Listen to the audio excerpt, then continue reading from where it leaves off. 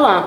Bugün Kodcast'in növbəti buraxılışından salamlayırıq sizi. Bugün bizimlə Kod Akademinin yarandığı dövrdən demək olar ki, bizimlə olan, ən sevilən və adı Kod Akademi ilə daha çox bərabər çəkilən Knyaz müəllimdir. Knyaz müəllimlə biz bir qədər zamana səyahət edəcəyik. İllər öncə necə başlamışdı, nələr baş verdi bu yolda və bir də dizaynın bugünkü vəziyyəti haqqında danışacağıq. Necəsən Knyaz? Sağ ol, çox sağ ol. Hamını salamlayıram. Yaxşıyam. Gözəl. Gündüz belə bu məcrada danışmaq daha çətindir. Dizayn mövzuları da kozi bir ortam istəyir normalda. Amma yəni bir söhbət ortamı, daha səmimi ortam. Amma inanıram ki, bizim də uzun illik bir dostluq münasibətimizə əsaslı olaraq çox belə yaxşı, səmimi söhbət eləyə biləcəyik bu barədə. Əminəm. Əsas da məsələ budur ki, hər kəsin dizayn barədə zövqləri fərqli olduğu kimi fikirləri də fərqlidir. Ona görə daha bir professionalın fikrini almaq, dinləmək, analiz etmək hər kəsə maraqlı olar. Danışaq. İlk öncə bu işə başlayanda Kod Akademiyada necə hiss edirdin və indi necə hiss edirsən? Mən nazirlikdə fəaliyyət göstərirdim, dövlət qurumunda fəaliyyət göstərdim və Ülvinin istəyi ilə, arzusu ilə, həm də səyi ilə Kod Akademinin yeni formasını gördüm. Dizayn tərəfi, ondan sonra dedilər, qrafik tərəf biz başladıq, qrafik dizayn tədrisi, qrafik və web dizayn tədrisi deyə bilərik buna. Biz başladıq bu tədrisi və mənlə başladım tək. Sonra aramıza artıq sahədə tanınmış çox professional insanlar qatılmağa başladı. Rizvangil, Muradgil, Fəridgil və s. və s. Və illər gəldi, keçdi. O vaxtki həyəcan tam başqa idi. İndiki həyəcan tam başqadır. Daha müdrik həyəcandır. O vaxtki həyəcanda Knyazın hardasa 26-27 yaşı var idi. Daha 20'li yaşlar, daha indi Knyazın 36 yaşı var. 36 yaşı var, 40 az qalır və o vaxtki professionallığımla indiki professionallığım çox fərqlidir. O vaxtki işə baxışım, insanlara baxışım və yaxud da həyata baxışım tam fərqlidir. O vaxtki həyəcan mənim üçün yeni insanlar tanımaq ki, hələ də indiyən kimi qalır. Hər il 3 dənə qrup yola salsam mən fərdi olaraq ən az bir 30-40 nəfəri tanımış oluram və hətta həyatına toxunmuş oluram. Əvvəl isə bu daha mənim üçün çox həyəcan verici idi, çünki yaş da az idi, təcrübə də ona görə dar idi. Hər qrup özünü də təsdiqləyirdi, bir formada tapırdı. Həm öyrənirdim, həm öyrədirdim. İndi biraz tam başqa həyəcanlar tutub bu yerdə. Yəni, tamam, var yeni insanlar tanımaq, tələbələr tanımaq və daha az yaşlı tələbələrlə bir arada olmaq biraz da adama fərqli bir enerji verir bu. Generation fərqi aradakı bəli dəyişir. Amma digər yandan fərqli çətinliklər ortaya çıxmağa başlayır. Əvvəlki çətinliklərimlə indiki çətinliklər tam başqadır. Əvvəlki çətinliklərim bu müəyyən mənada təcrübəsizliyimlə ola bilər. İndi hansı ki, mən elə bir təcrübəsizlik yaşamıram.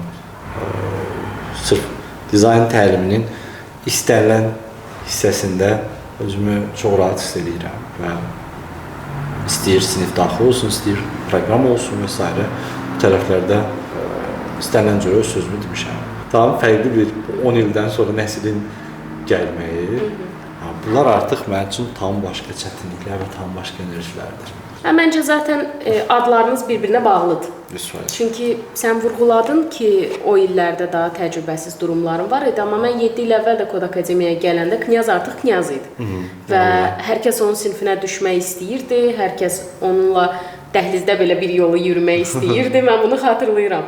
Ona görə arada bir təcrübə, bilmirəm, bəlkə menecment təcrübəsindən danışırsan, amma mənə elə gəlir ki, dizayner təcrübəsi ya da müəllim təcrübəsi deyildi o zamanki da əksik olan, mən elə görürəm. Bəlkə də mən özümdə hansısa kritikalar eləmişəm, görmüşəm də, ola bilər. Kənara yansımır, ola bilər. Ola bilər.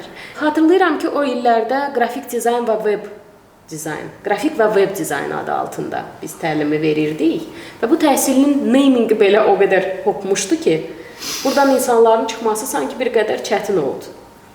O ayrımların baş verməsi və s. Necə idi qrafik web dizayn dərsi keçmək? Qrafik web dizayn dərsi keçmək əslində maraqlı idi. Çünki mən özüm aktiv olaraq hər iki tərəfindən məşğulum. Daha çox aktiv olaraq UX UI ilə məşğul idim. Yəni web tərəfindən məşğul idim. Və ən tədris başlayanda səbirsizliklə o hissəyə çatmağı gözləyirdim.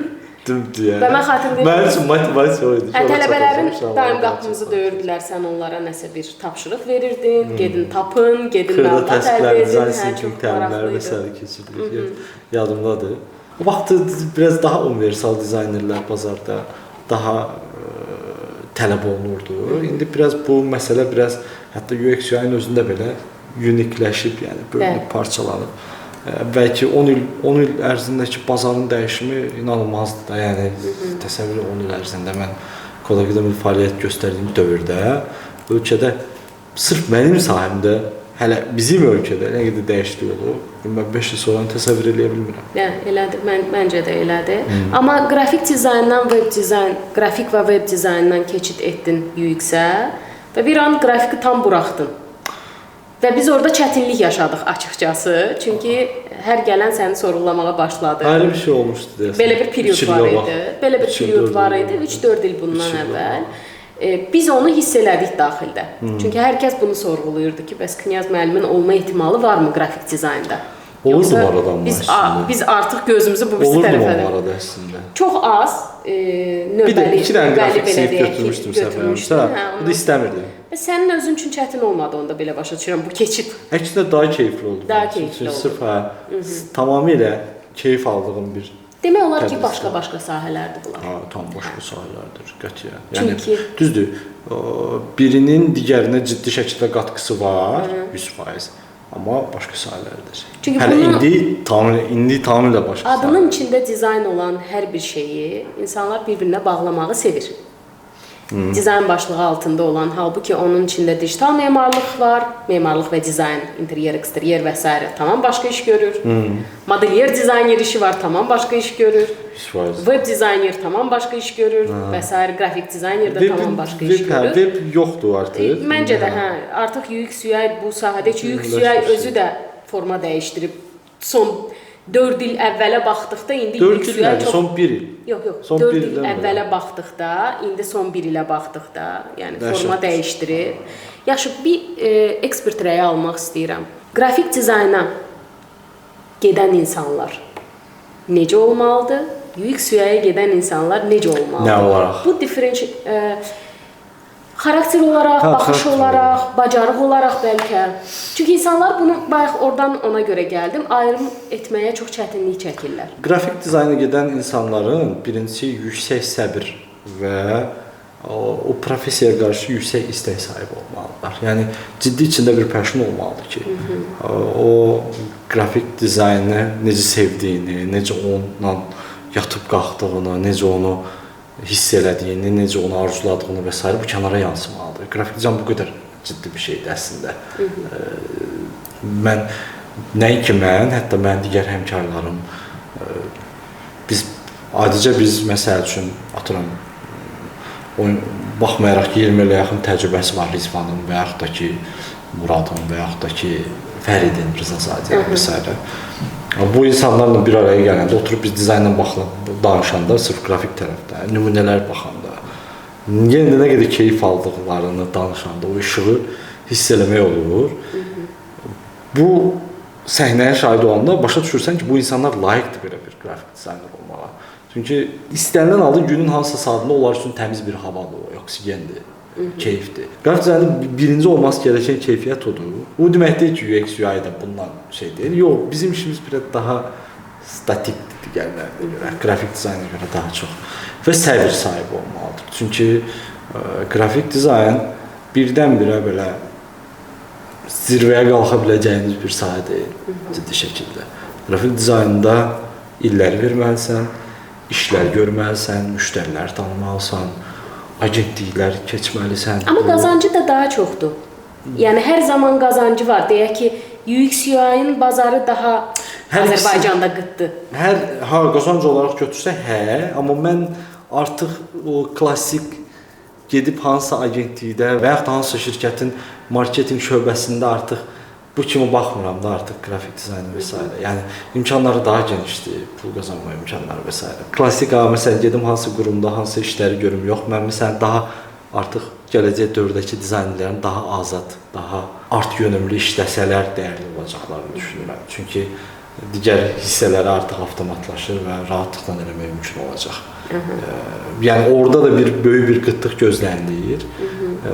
Onun üçün də artıq qrafik dizaynlar tamam başqa cür özlərini inkişaf elətdirib, tam başqa strategiyalar qoymalıdırlar ki, həmişə onlara tələb olsun. Elə işin içində biz özümüz də AI-yı cəlb etdiyimiz ilk sahələrdən idi qrafik dizayn, ardınca da UX UI-ya da cəlb etdik ki, müəyyən qədər bu gələcəkdə gözlənilən dəyişikliklərə hazırlıq olsunlar. Yəni indi bir bəhs edərəm ona.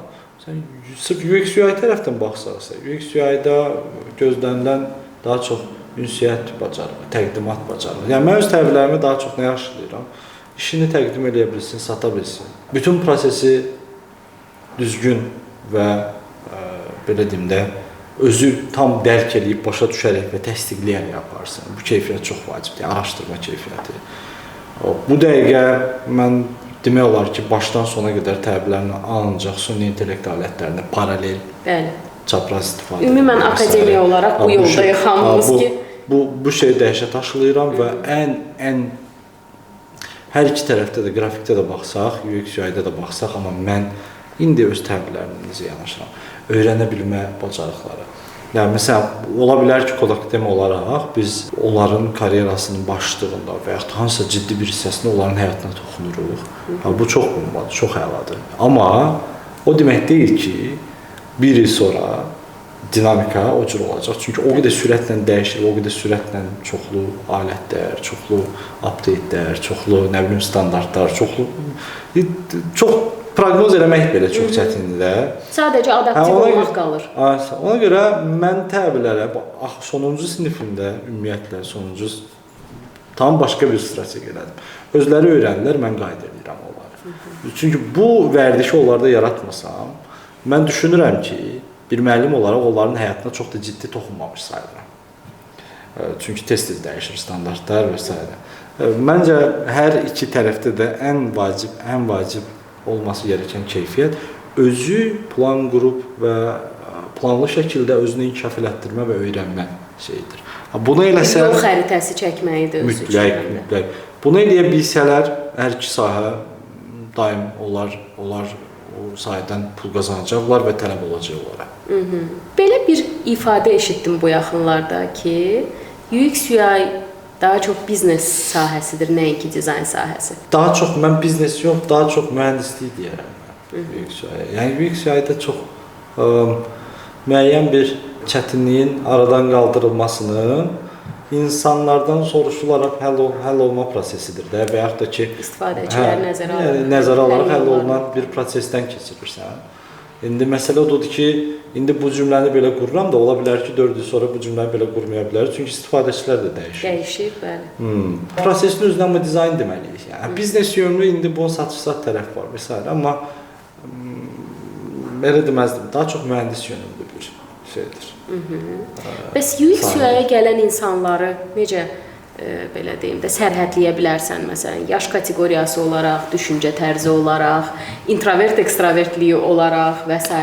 Nələrə müsbət baxırsan, nələri olmamasını çox da tövsiyə eləyərsən ki, bu tip adamlar... Qətiyyən introvert insanlara çox elə yeri yoxdur. Introvert insanlar daha yaradıcı işlərlə məşğul olsalar daha yaxşı olar məncə. Əgər bunda o istək arzu varsa. Daha yaradıcı, məsələn, qrafik dizayn?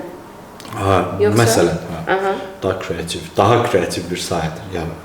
Amma qrafik dizayner belə işini təqdim eləməyə, satmağa düzgün bacarmalıdır. Məsələ şeydən getmir. Yəni o yenə də müəyyən bir introvertliyi varsa, hansısa komandanın içində bir rol olacaq. Amma daha üstə çıxmaq üçün biraz bu şeyləri aşmalıdır özünüz. Təbii ki, menecment tərəfə gedəndə, ümumiyyətlə idarə etmə tərəfinə gedəndə mütləq ona lazımdır, amma peşə olaraq. Tamamilə ünsiyyət işidir deyə UX UI. Daha çox UX tərəf. Introvertlik biraz orada çətin məsələdir. Yaş olaraq. UI tərəfdən baxsam, sənin istifadəçi olaraq təcrübən yəni dərk eləyərək istifadə. Yəni məsələn açıram YouTube-a baxıram, açıram TikTok-u, məsələn açıram başqa bir əpi, hansısa bir bank əpini və s. Sən dərk eləyərək istifadəçi olduğun dövr qədər, nə qədər dərk eləyərək bir istifadəçisənsə əpin üzərində, düşünürəm ki, o qədər yaxşı UI dizayner ola bilərsən. Düşünürəm ki, daha az yaşı olan insanların bu mövzuda biraz çətinliyi ola bilər. Eyni fikirdəyəm mən də. Nə qədər istifadəçi olaraq təcrübən varsa, amma dedim dərk edir, o qədər yaxşı UI dizayner ola bilərsən məncə. Və belə bir statistika deyəcəm sənə.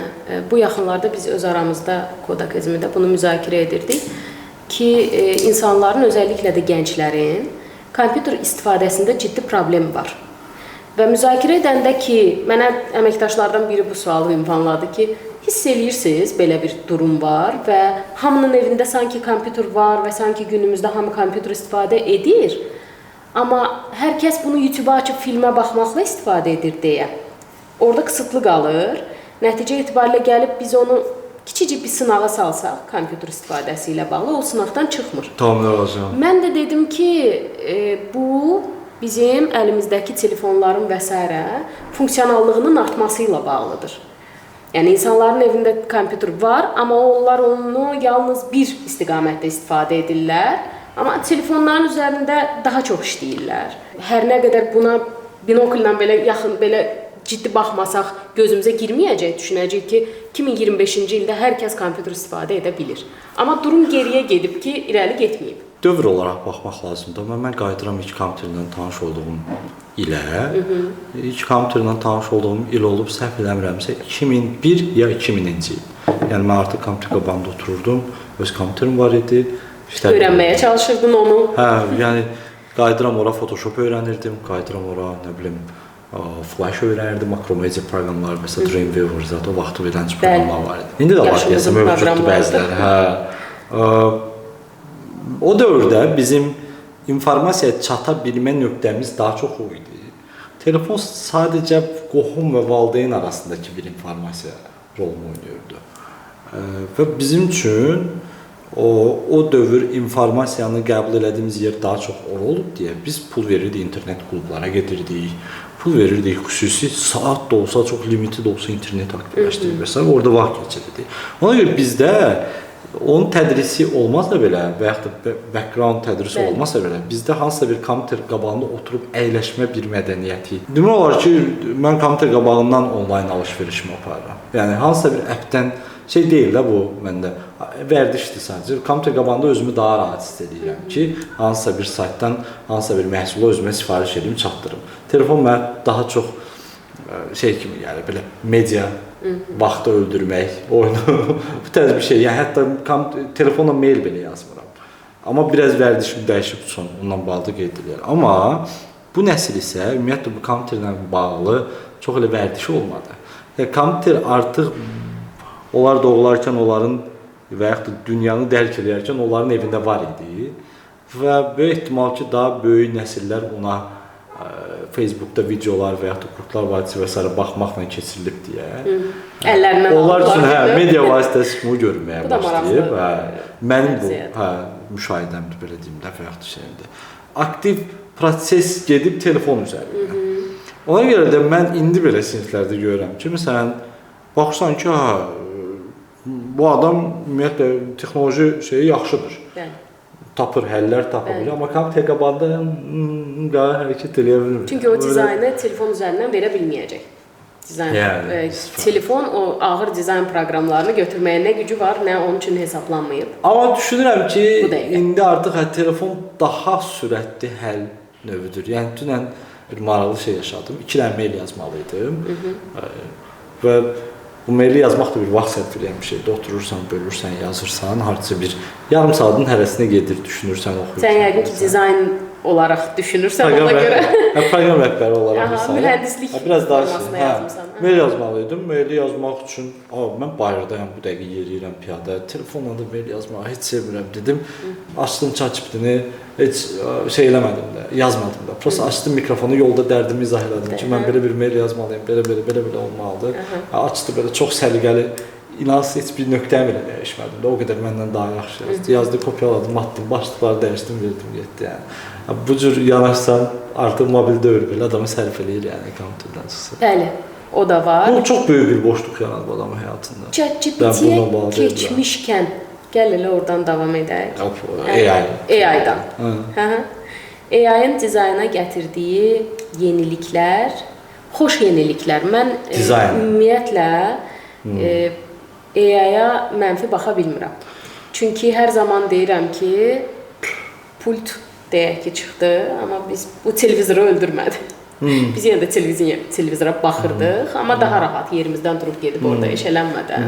Və yaxud da illərdə avtopilotlar var, təyyarələri idarə edən, amma təyyarə pilotlar da var. Yəni onlar ölmədi. Burada da gətirdiyi müsbət tərəflər mənə daha maraqlıdır açıqcası.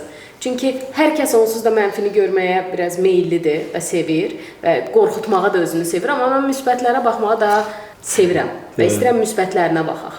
Əvvəl nəyi, neçə saata, necə edirdik və yaxud da Knyaz özü necə edirdi, indi nə baş verdi?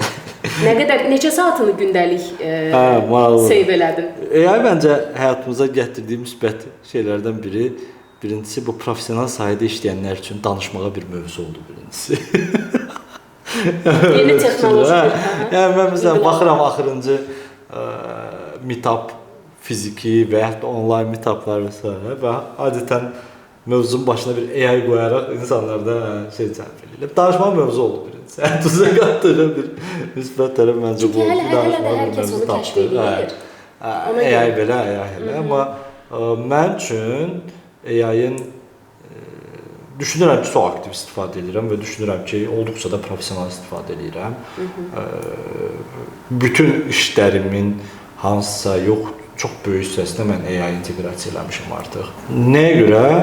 Çünki bu işimi çox uğurla, özü çox rahat görə bilir və mən cəmi bütün işdə istifadə etdiyim AI toolları hesablasam, bunlara $100-150 pul xərcləyirəm ayda. Və o $100-150 pul heç junior bir işçinin maaşı. Asistanın belə maaşı deyil.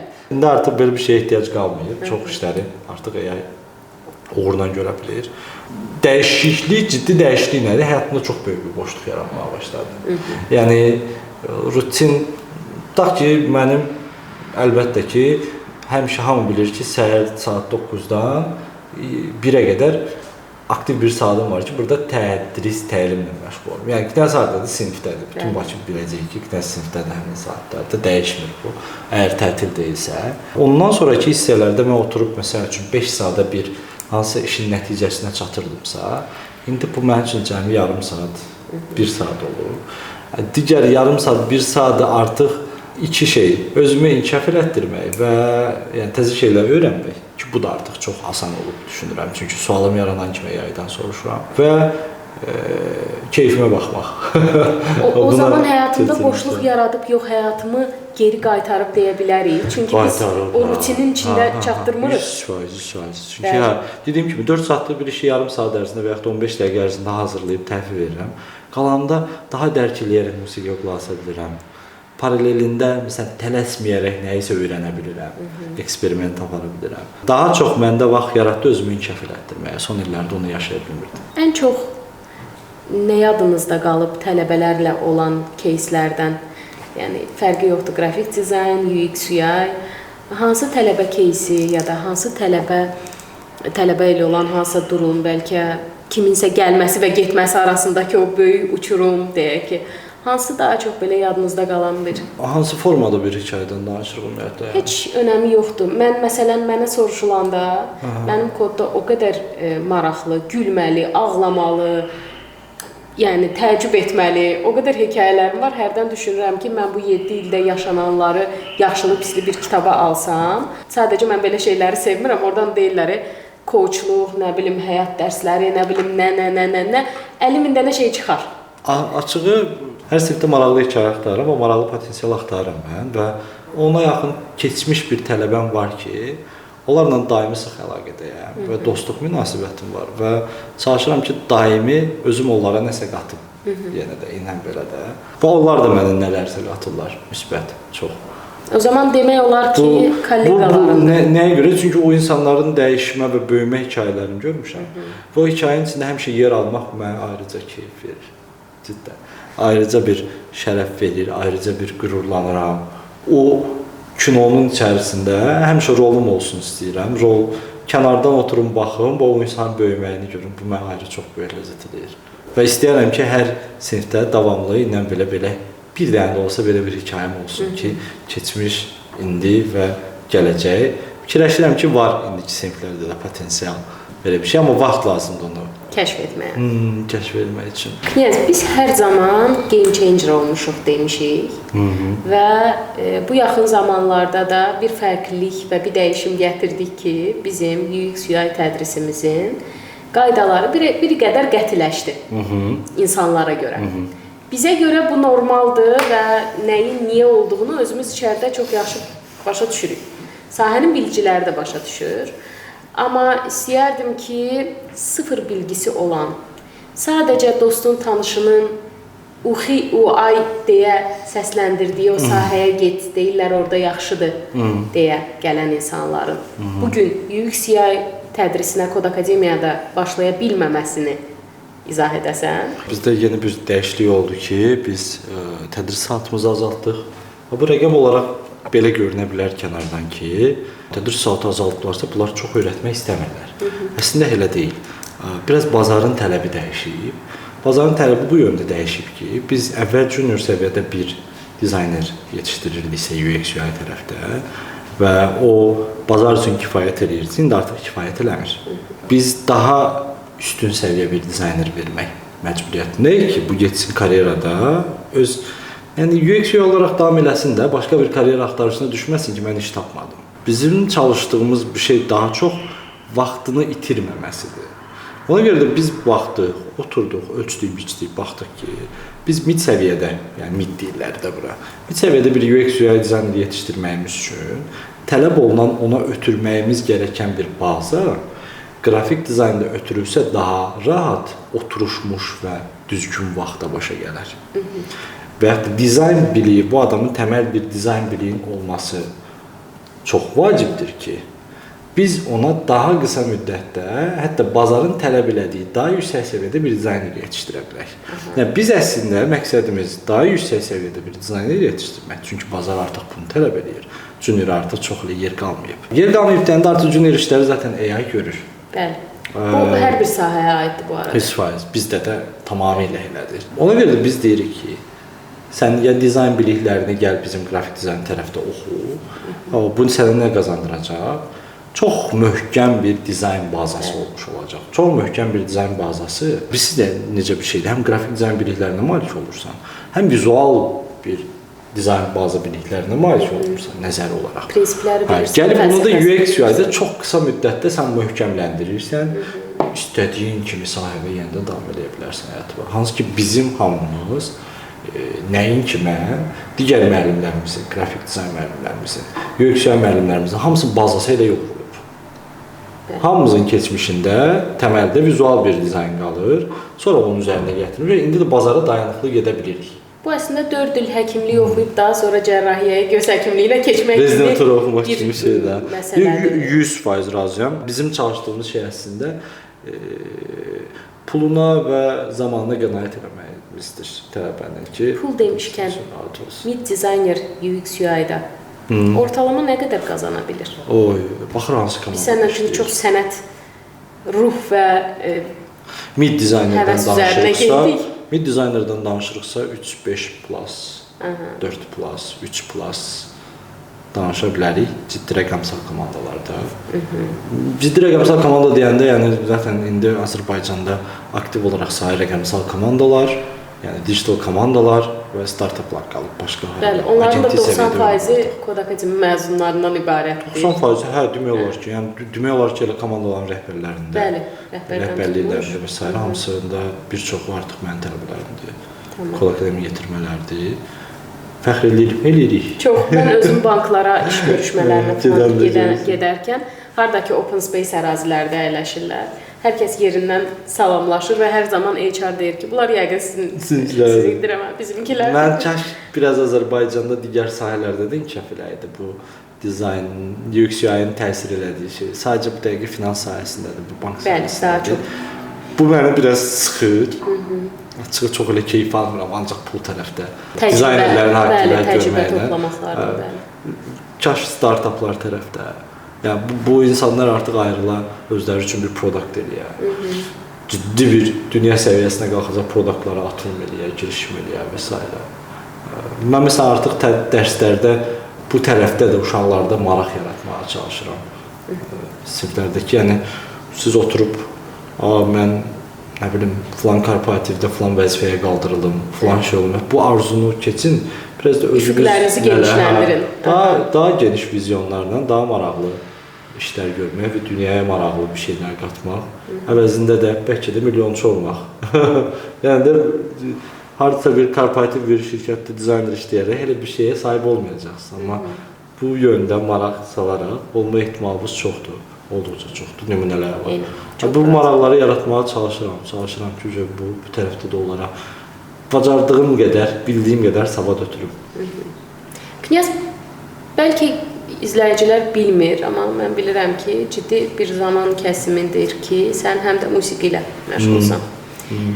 Mənə maraqlıdır ki, musiqidən sonra Knyazın vizyonu dəyişdimi, dizayna baxışı dəyişdimi?